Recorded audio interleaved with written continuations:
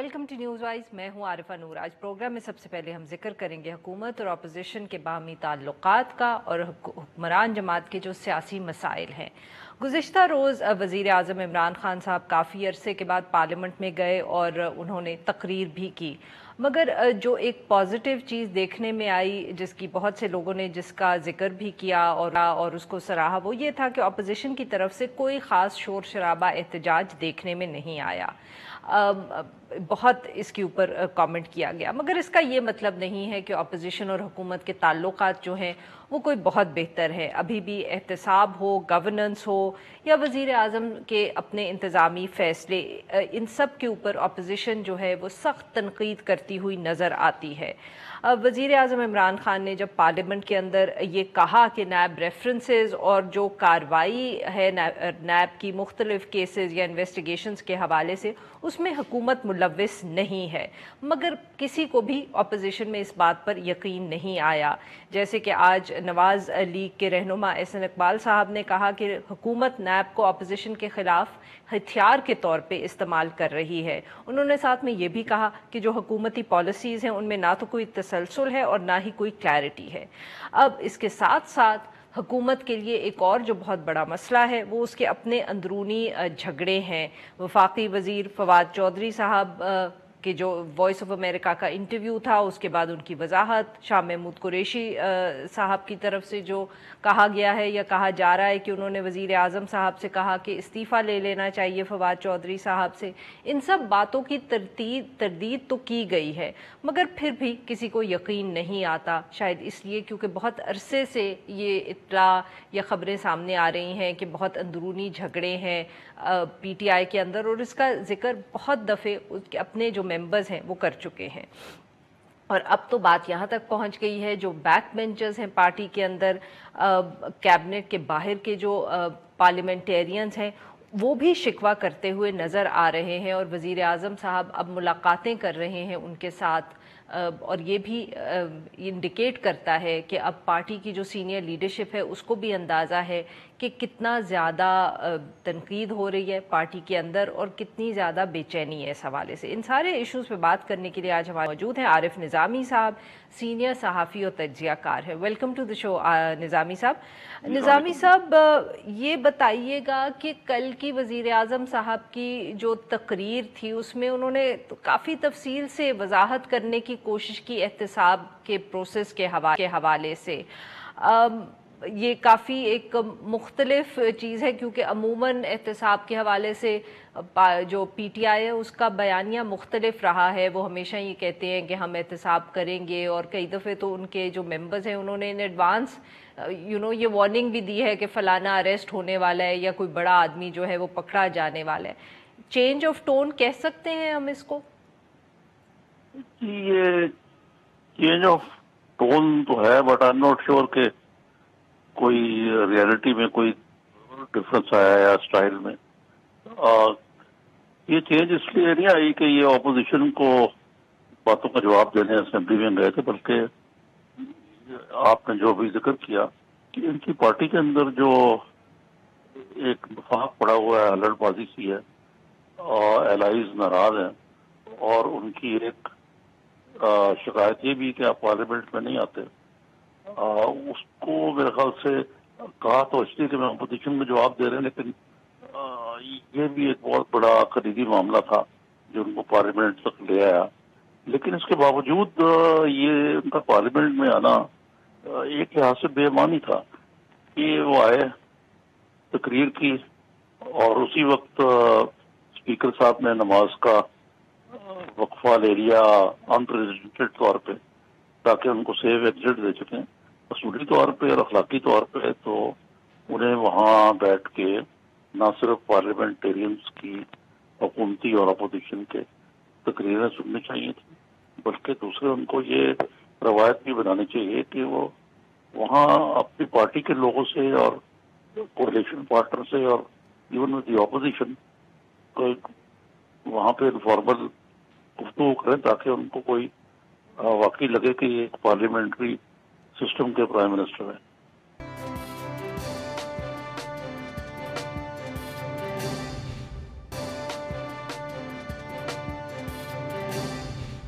تو نظامی صاحب کیا اس کا فائدہ اپوزیشن اٹھا سکتی ہے؟ مطلب کہ جب ہم کہتے ہیں کہ کوئی وزیر اعظم کسی نے ٹرم مکمل نہیں کی، پی ٹی آئی کے اپنے بھی مسائل بہت زیادہ ہیں، بٹ ساتھ میں یہ بھی بات نظر آتی ہے کہ اپوزیشن بالکل سنجیدہ نہیں ہے to give a tough time to the government. صرف پارلیمنٹ میں آ کے شور مچا دینا، دو چار سپیچز کر دینا، یا وزیر اعظم کے خلاف بات کر دینا، نعرے لگا دینا. Is this how you give a government a tough time? کیا سچ مچ اگر یہ کمزور حکومت ہے تو وہ گرا پائیں گے اس کو؟ I mean, یہ کدھر جائے گی کہانی پھر؟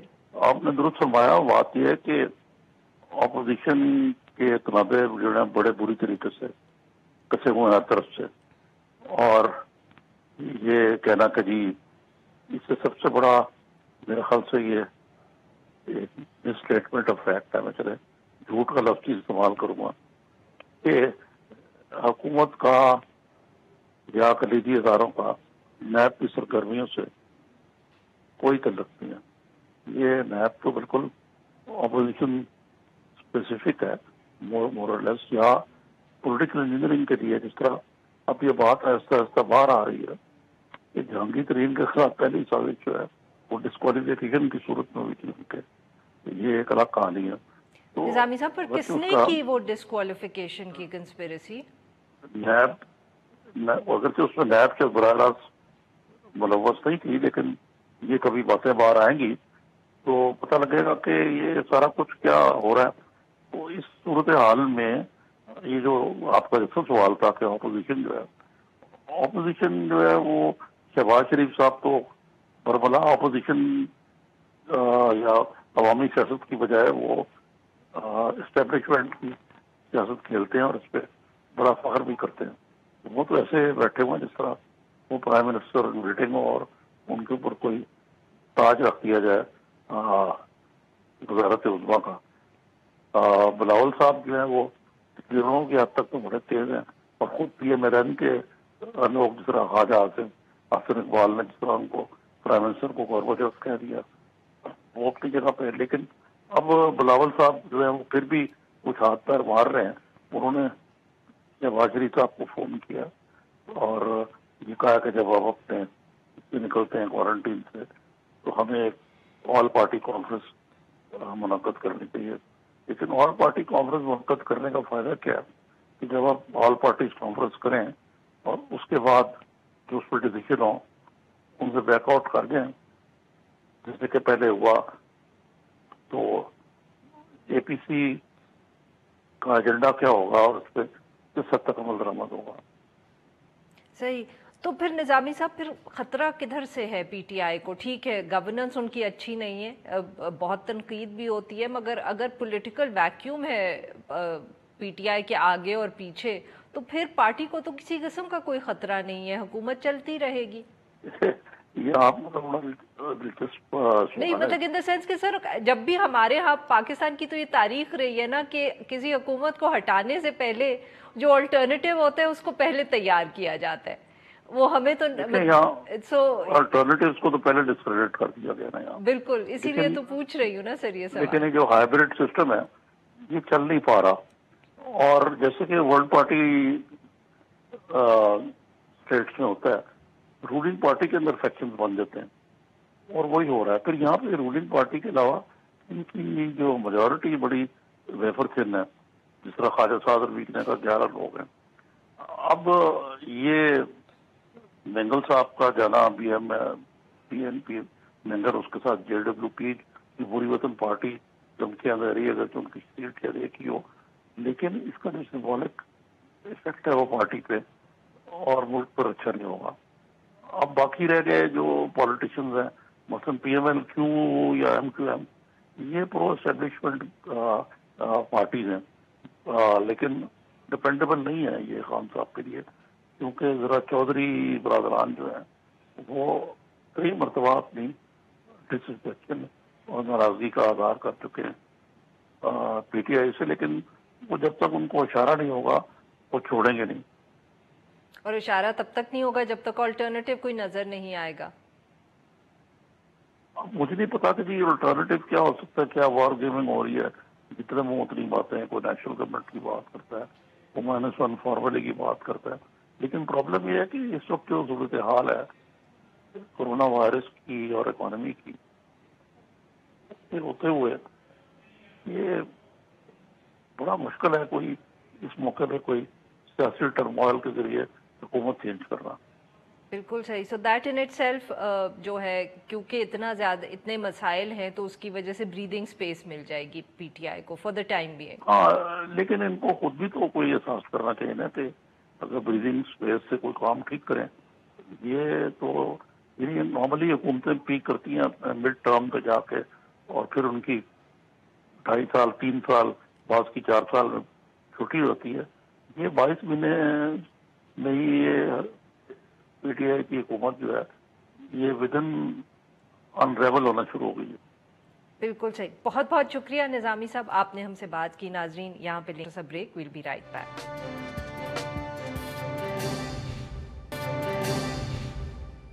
Welcome back. اب پروگرام کے اس حصے میں ہم ذکر کریں گے کرونا ٹیسٹنگ کی اور کس طرح وہ سندھ اور پنجاب کے اندر بہت کم ہو چکی ہے. میڈیا رپورٹس کے مطابق 21 جون سے لے کے اب تک سندھ میں کرونا جو ٹیسٹ ہو رہے تھے ان میں 50% کمی ہو چکی ہے. 21 جون کو جو محکمہ صحت ہے اس کے نمبرز کے مطابق سندھ کے اندر 14,000 کے قریب ٹیسٹ ہوئے تھے, مگر اگلے روز یعنی کہ 22 جون کو یہ تعداد جو تھی یہ 9,800 ریکارڈ کی گئی اور اب یہ تعداد جو ہے کم ہو کر 7,000 پہ آ چکی ہے. یہ بھی کہا جا رہا ہے کہ ہسپتال جیسے جنا یا سول ہاسپٹل ہیں اور جو باقی لیبارٹریز ہیں ان کے اندر ہزاروں ٹیسٹ کے جو نتائج ہیں ان کا بیک لاگ جو ہے وہ موجود ہے اور اسی وجہ سے غالباً جو گزشتہ ہفتے گھروں پر جا کر جو ٹیسٹنگ کی سہولت حکومت نے مہیا کی تھی, صوبائی حکومت نے, اس کو بھی بند کر دیا گیا ہے. یہ بھی کہا جا رہا ہے کہ اس کی ایک بڑی وجہ جو ہے وہ عملے کیا جو کرو ہے جو جاتا ہے ان کا کرونا سے پازیٹیو ہونا بتایا جا رہا ہے. اسی حوالے سے گفتگو کرنے کے لیے ہمارے ساتھ موجود ہیں ڈاکٹر عبدالباری صاحب, انڈس ہاسپٹل کی chief executive officer. Welcome to the show doctor Bari. جی ڈاکٹر صاحب, ایک دم اتنی کمی کیوں آ گئی کرونا کے جو ٹیسٹنگ ہو رہی تھی, بہت تیزی سے نمبرز بڑھے بھی اور بہت امید ہوئی سب کی کہ we're actually improving our testing capacity, اور پھر ایک دم بہت شارپ ڈراپ آیا ہے ٹیسٹنگ کے اندر. دیکھیں جو وجوہات آپ نے بھی کچھ بتائی دی ہیں کچھ چیزیں, لیکن یہ کیپیسٹی تو الحمدللہ کافی ہو گئی ہے اور آپ نے دیکھا 14,000 تک گئے تھے, یہ تقریباً 20,000 تک جا سکتے ہیں ابھی بھی. اگر اب میں انڈس کو دیکھوں تو انڈس کی اگر آپ پورے پچھلے ہفتے کا دیکھیں تو 1,600 1,700 1,600 1,700 چل رہی ہے. ٹھیک ہے, اور جو وجہ جو زیادہ نظر آ سکتی ہے یا تو ہو سکتا ہے کہ لوگ جو ہے نا ٹیسٹنگ پہ لوگ بھی کم کچھ کرا رہے ہیں. ایک تو اگر میں پچھلے 3 دن کا دیکھوں جو پرائیویٹ لیبس تھی ان میں تقریباً 2-3 لیبس میں تو بالکل زیرو تھا, کوئی ہوا نہیں ہے. تو جو افورڈ کر سکتے تھے وہ تو کرا لیے ہیں. جو باقی سارے غریب لوگ ہیں ان کے جو باقی پبلک سیکٹر میں ہو رہا ہے, تو اب دیکھیں تو سارا جو ہے نا پبلک سیکٹر, کیونکہ پرائیویٹ سیکٹر کا بھی کافی کنٹریبیوشن تھا. ایک یہ وجہ جو ہے نا کیونکہ جو لیبس جو کرتی ہیں وہ سیمپلز جو آتے ہیں کمیونٹی کے ساتھ, یہ جو ریپڈ ریسپانس کی ٹیم تھی جیسے آپ نے صحیح کہا کہ کچھ لوگ پازیٹیو ہوئے, اس کی وجہ سے کیونکہ ٹرینڈ لوگ کافی تھے اس پہ کچھ پازیٹیو ہوئے, کچھ کو کوارنٹائن کرنا پڑا کیونکہ وہ ان کے ساتھ چل رہے تھے. تھوڑی سی یہ ایک وجہ تھی. ویسے تو کٹس کے ایشو اور کچھ میرے خیال میں 1-2 جگہ کے اندر جہاں پر جو بیک لاگ کی آپ بات کر رہی ہیں وہاں کبھی کیونکہ مشینری ہے تو وہ شاید کہیں پر وہ اس میں کچھ تھوڑا سا ٹیکنیکل فالٹ آیا جو کہ اب میرے خیال میں ریزالو ہو گیا. سو ڈاکٹر صاحب, if I understood you correctly, capacity کا اب ایشو نہیں ہے, ٹیسٹنگ کٹس کی سپلائی کا ایشو نہیں ہے, یہ اور مسائل ہیں جیسے کہ آپ نے کہا کہ سٹاف بیمار ہو گیا یا لوگ, کیونکہ غالباً جو پنجاب کے حوالے سے 1-2 رپورٹس آئی تھیں اس میں وہاں کے جو حکومتی نمائندے تھے وہ یہ کہہ رہے تھے کہ عید کے رش کے بعد آبویسلی بہت سے لوگ جو بیمار ہوئے وہ ہسپتال آئے اور ٹیسٹنگ بہت زیادہ ہوئی ان کی, اب وہ لوگ آنا کم ہو گئے ہیں تو the numbers have gone down. تو کیا ہم کہہ سکتے ہیں کہ سندھ یا کراچی میں بھی ایسی صورتحال ہے؟ جی بالکل بالکل. دیکھیں پہلے تو ہم کو جو آپ کے عید کے بعد کا جو ہم کو وہ آنا تھا, پیک آنا تھا جو ہم ایکسپیکٹ کر رہے تھے وہ کافی آیا, کیونکہ اس کے ہمیں یہی تھا کہ جو لاک ڈاؤن جب کھلا تو اس کا جو امپیکٹ عید پہ جو رش آیا تھا اس کی وجہ سے اس کا امپیکٹ آتا ہے 8-10 دن بعد، کیونکہ آ گیا اور بہت سارا تیزی سے آیا. اب یہ ہے کہ کچھ ٹیسٹ بھی کم ہوئے ہیں، پازیٹیوٹی بھی جو ہے نا پہلے جو تقریباً کچھ 40 جو ہے، میں اپنے سینٹر کی بھی بات کروں تو ہم 45% تک پازیٹیوٹی پہ چلے گئے تھے، کسی دن 50% بھی تھا. اب وہ جا کے کوئی 22% پہ آ گیا ہے، تو ایک تھوڑی سی یہ فیل بھی آتا ہے کہ کوئی تھوڑی سی کمی بھی ہوئی ہے. بٹ ڈاکٹر صاحب اس کی ایک اور جو انٹرپریٹیشن ہے وہ، اور جو تنقید بھی ہو رہی ہے حکومتی پالیسی کی، ہر صوبائی حکومت کی، کہ اس کا کیا ہم یہ مطلب نکال سکتے ہیں کہ ابھی تک جو ایک وہ کانٹیکٹ ٹریسنگ ہو رہی تھی، ٹریس اینڈ آئسولیٹ، وہ اتنی زیادہ نہیں ہو رہی، اس لیے بھی کہ لوگوں نے ہسپتال میں آنا کم کر دیا تو ٹیسٹنگ بھی کم ہو گئی، کہ ہم ابھی تک حکومتی جو ٹیمز ہیں وہ جا کے اس طرح ٹیسٹ نہیں کر رہی جس طرح کرنا چاہیے. وہ کہتے ہیں کہ ہاسپٹلز میں، اگر میں دیکھوں کہ ہاسپٹلز میں جو ہے نا کم، ویسے زیادہ تر لوگ ہاسپٹل میں آ کے نہیں کرا رہے تھے، وہ زیادہ تر کمیونٹی میں جا کے ہی ہو رہا تھا. میں بھی اگر اپنا دیکھوں 1700 اگر ڈیلی ہمارا ہے تو اس میں سے کوئی 350-400 جو ہے نا وہ ہاسپٹل میں لوگ آئے ہیں جو کہ ایمرجنسی میں آئے ہیں، ان کو سسپیکٹ ہو کے آئے ہیں، اس میں سے ہم نے کیا ہوگا. اینڈ دیٹ مینس کہ وہ بیمار کافی زیادہ ہوں گے جو وہ ہسپتال آئے. وہ جب ہاسپٹل ہے تو بیمار ہے، کوئی ٹیسٹ کرانے کے لیے ہاسپٹل نہیں آیا، کیونکہ اس میں بہت کم لوگ ایسے ہوں گے کہ جو کہ صرف میں ٹیسٹ کرانا ہے تو یہاں آؤں گے، کیونکہ لوگوں کے خوف بھی ہے نا کہ ہاسپٹل میں جائیں گے تو کہیں ہم کو لگ نہ جائے. تو میرا اپنا یہی خیال ہے کہ جی تھوڑی سی یہ جو وجوہات ہیں اس کی وجہ سے تھوڑا کم ہوا ہوگا، اور ہو سکتا ہے کہ جی اللہ کرے کہ یہ کمی کی طرف جا رہے ہوں، پلیٹو کی طرف جا رہے ہیں. بٹ ڈاکٹر صاحب یہ بھی بتائیے گا، تو پھر یہ کمیونٹی کے اندر ٹیسٹنگ کیا بڑھانے کی ضرورت نہیں ہے؟ ادھر صوبائی حکومتوں نے کتنا ایفرٹ کیا اور کتنا اور کرنے کی ضرورت ہے؟ کیونکہ بار بار وہی بات آتی ہے کہ اگر یہ اسمارٹ لاک ڈاؤن کرنا ہے، and if we have to live with corona, economy کی وجہ سے اس کو کھولے بھی رکھنا ہے، تو پھر کمیونٹیز کے اندر جا کے ٹیسٹنگ کرنی پڑے گی. اس کے لیے کیا کانٹیکٹ ٹریسنگ ٹیمز بنائی گئی ہیں؟ کیا وہ کام بہت افیکٹولی کر رہی ہیں؟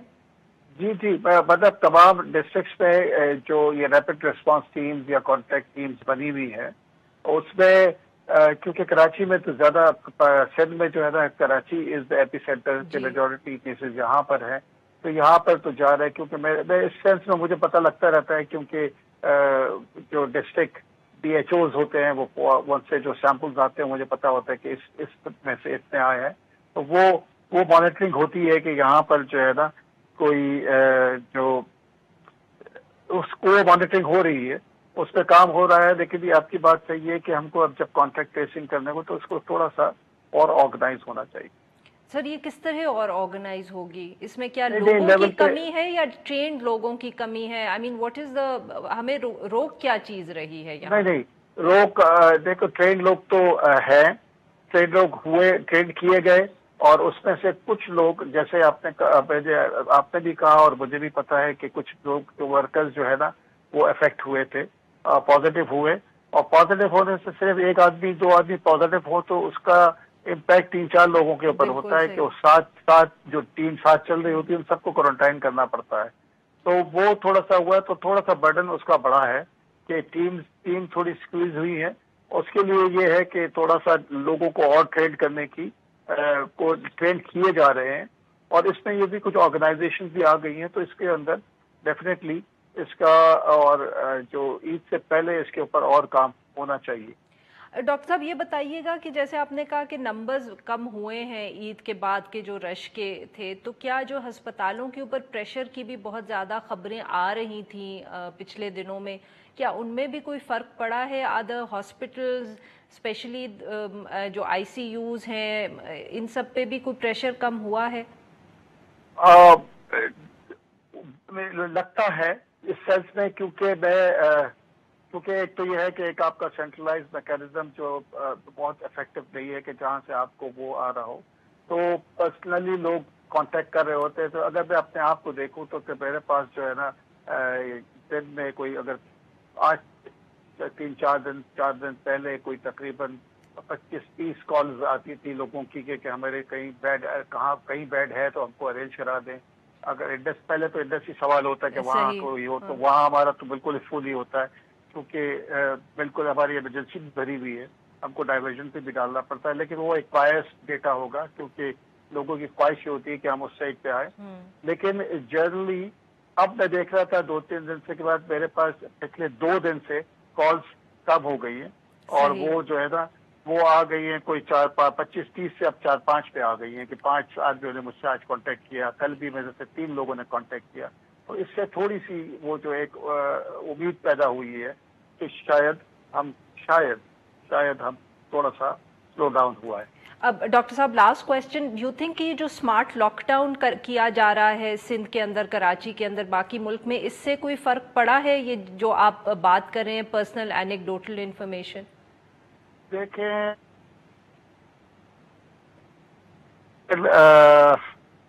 वी कांट से, जब तक के मेरे पास पूरा डेटा ना हो, उस इलाके का ना हो जहाँ हमने लॉकडाउन किया, तो तब मैं कह सकूंगा कि इसके ऊपर कुछ I can say comment on that. ठीक है, अभी तक इट्स टू सून टू से कि स्मार्ट लॉकडाउन का कोई फर्क पड़ा है। yes. तो अंदाजन सर कब तक हमें पता चलेगा कि स्मार्ट लॉकडाउन से फर्क पड़ रहा है मुल्क के अंदर? हाँ, मेरे ख्याल में इसको जो मुझे लगता है कि हफ्ता 10 दिन जो है ना, we should wait for another week to find out कि इसमें कुछ फर्क आ रहा है। बहुत बहुत शुक्रिया सर, आपने हमसे बात की। नाज़रीन, यहाँ एक छोटा सा ब्रेक हो, जब हम ब्रेक से वापस आएंगे तो हम बात करेंगे इंटरनेशनल टॉर्चर डे की। Stay with us.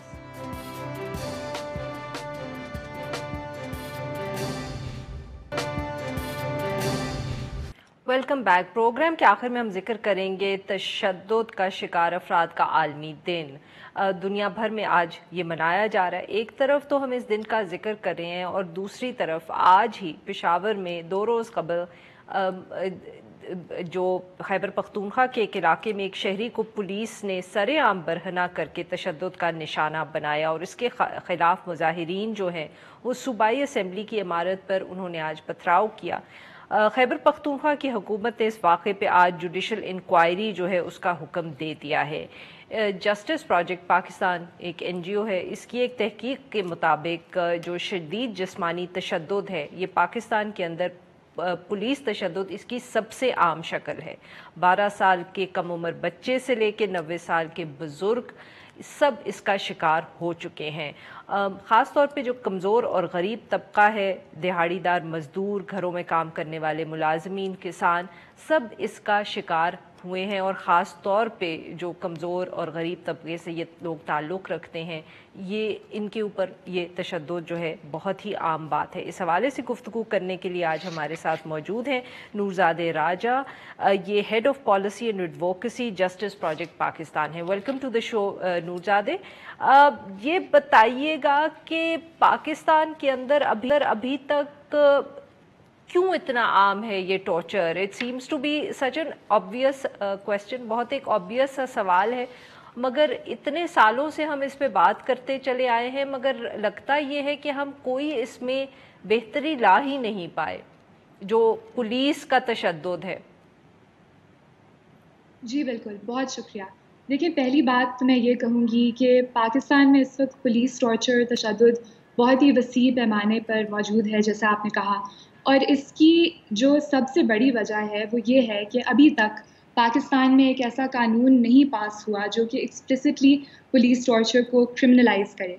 जैसा कि आपको मालूम है, 2010 में पाकिस्तान ने United Nations convention against torture ratify की थी, लेकिन इसके बावजूद अभी तक गवर्नमेंट ऑफ पाकिस्तान ने एक ऐसा कानून पास नहीं किया जो कि एक्सप्लिसिटली पुलिस टॉर्चर को क्रिमिनलाइज करे और डिफ़ाइन करे।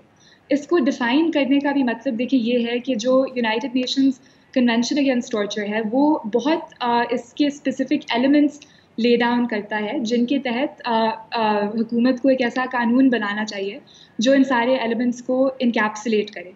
इसके अंदर फ़िज़िकल साइकोलॉजिकल टॉर्चर दोनों आ जाते हैं। इसके अंदर एक ऐसा मैकेनिज़्म बनाना ज़रूरी है जिसके तहत पुलिस टॉर्चर को प्रोसिक्यूट किया जाए, इन्वेस्टिगेशन हुई जाए, एक ऐसी इंडिपेंडेंट इन्वेस्टिगेशन जिसका करंटली हमारे कानून के अंदर कोई फ्रेमवर्क नहीं है। इस वक्त जो क्रिमिनल प्रोसीजर ये सिर्फ ये भी तो मसला है ना हमारे यहाँ कि हम गालिबन हर चीज़ पे कानून बना लेते हैं اور پھر ہم سمجھتے ہیں کہ ہم بہت بڑی وکٹری ہو گئی، بٹ مسئلہ یہ ہے کہ وہ قانون امپلیمنٹ نہیں ہوتا. آپ ڈومیسٹک لیبر پہ ہی دیکھ لیں، چائلڈ لیبر پہ دیکھ لیں، جہاں کہیں قوانین بنے بھی ہیں تو ان کی امپلیمنٹیشن کا مسئلہ ہمیشہ رہتا ہے. تو کیا پولیس ٹارچر میں قانون بنانے سے ہم مسئلہ اتنی آسانی سے حل کر پائیں گے؟ جی بالکل، اس میں دیکھیں جی 2 نقطے ہیں. پہلی بات تو میں یہ بالکل مینٹین کروں گی کہ ایک قانون، ایک ایسا قانون جو کہ ایکسپلسٹلی ٹارچر کی ایک ڈیفینیشن دے اور اس پولیس ٹارچر کو کرمنلائز کرے، اور اس کے ساتھ ساتھ جیسے آپ نے کہا کہ امپلیمنٹیشن میکینزم بہت ضروری ہے. تو جو United nations convention against torture ہے، اس کے اندر ایکچولی جو ایک بہت بڑا ایلیمنٹ ہے وہ یہ ہے کہ ایک انڈیپینڈنٹ انویسٹیگیشن اور کمپلینٹس پروسیجر اسٹیبلش کیا جائے، جس کے تحت کہ ان کیسز کی ایکچولی انویسٹیگیشن ہو سکتی ہے. اور جب تک ایک ایسا پروسیجر نہیں بنتا، میں سمجھتی ہوں کہ ایک ایسا پروسیجر کوئی بھی بل جو ٹارچر کو کرمنلائز کرنے کے لیے بنایا جائے وہ بہت ایک اس کا ضروری ایلیمنٹ ہے، جو کہ ایک بہت انٹرنزک چیز ہے. میں سمجھتی ہوں کہ یہ بہت ضروری ہے. اور اس کے بعد مطلب کہ ہمارا جو کلچر ہے، پولیس کا کلچر ہے جس کو تھانہ کلچر کہا جاتا ہے، اس حوالے سے کیا ہمیں کچھ اقدام کرنے پڑیں گے یا وہ بھی قانون کے اندر ہی کور ہوں گے؟ دیکھیں، اگر ایک ایسا کمپریہنسو قانون بنایا جائے جس کے اندر ان ساری سچویشنز کو انویزج کیا جائے جو کہ پولیس کسٹڈی کے دوران فیس ہو سکتی ہیں، جو کہ ان ساری ایسی پریکٹسز کو ایکسپلسٹلی آؤٹ لا کرے، اور جو کہ پھر ایک انڈیپینڈنٹ باڈی کو اس پولیس ٹارچر کی ایلیگیشن کو انویسٹیگیٹ کرنے کا قرار دے، تو پھر میں سمجھتی ہوں کہ بالکل ایک ایسا فریم ورک افیکٹو بن سکتا ہے. اور یہ بہت ضروری ہے، اور اس کے بغیر جی. اور کیا جو ہماری حکومت ہے اس وقت کی، کیا وہ اس قسم کے کسی قانون پہ کام کر رہے ہیں؟ ہاں جی، اس وقت ایکچولی دو ایسے قانون موجود ہیں. ایک تو وہ قانون ہے جو کہ منسٹری آف ہیومن رائٹس نے پچھلے سال 2019 میں جو کہ انٹروڈیوس کیا تھا، اور جو کہ آج ہی شیریں مظاہری صاحبہ نے کہا ہے کہ وہ جو قانون ہے وہ اب ministry of law and justice کے پاس ہے. تو ایک وہ قانون ہے، اور ایک ابھی پرائیویٹ ممبرز بل جو کہ فیبرری 2020 میں سینیٹر شہری رحمان صاحبہ کا بل ہے، وہ بھی اس وقت ہے. تو اس وقت جیسے کہ آپ دیکھ سکتے ہیں، اس وقت ایک کنسنسس ہے گورنمنٹ سے بھی اور اپوزیشن کی طرف سے بھی کہ ٹارچر کو کرمنلائز کرنا بہت ضروری ہے. میں سمجھتی ہوں کہ یہی وقت ہے جب یہ پولیٹیکل ول ہمارے پاس ہے، جب کہ ہم دیکھ چکے ہیں اتنے انسیڈنٹس، جو کہ صلاح الدین کا انسیڈنٹ ایک آئسولیٹڈ انسیڈنٹ نہیں تھا، جو انسیڈنٹ ابھی پشاور میں ہوا ہے وہ بالکل آئسولیٹڈ انسیڈنٹ نہیں تھا. تو ہم دیکھ سکتے ہیں کہ ایک ٹرینڈ رہی ہے، اور یہ بات یہ نیڈ اسٹیبلش کرتی ہے کہ ٹارچر کو اسپیسیفکلی کرمنلائز کرنا، اس کے اوپر ایک قانون بنانا سب سے ضروری بات ہے. بہت بہت شکریہ، آپ نے ہم سے بات کی. ناظرین، بس اتنا ہی. Now we will be back on Monday.